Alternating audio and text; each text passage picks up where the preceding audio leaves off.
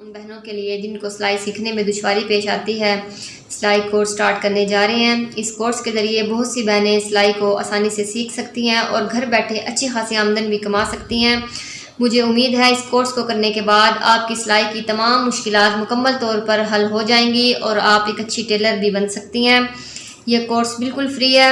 इस कोर्स में हम आपको स्टेप बाय स्टेप हर चीज़ समझाएंगे। अगर आपको बिल्कुल कुछ नहीं आता तो आप इस कोर्स के ज़रिए बहुत कुछ सीख पाएंगी।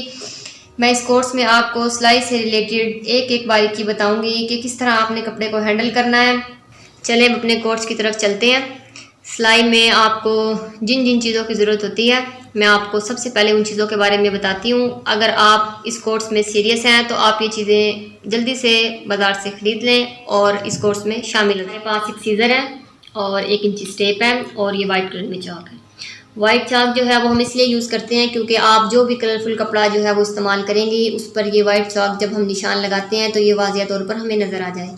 ठीक हो गया। और ये जो इंची स्टेप है, मैं आपको इंची स्टेप के बारे में कुछ मेरे पास इंफॉर्मेशन है, मैं आपको इंची स्टेप के बारे में बताऊंगी क्योंकि हमारी सिलाई में जो मेन किरदार है वो इंची स्टेप का है। इंची स्टेप से सिलाई जो है वो आसानी से और जल्द अज जल्द हम सीख सकते हैं। ये देखें इंची स्टेप को सबसे हमारा जो पहला पॉइंट है वो 1 होता है। देखें यहाँ से आपने इंची स्टेप को नहीं रखना, यहाँ से आपने इंची स्टेप को रखना है।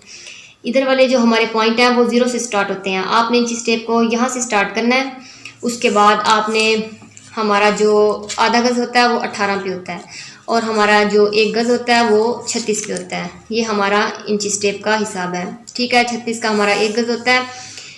तो इस तरह आपने इंची स्टेप को यूज़ करना है।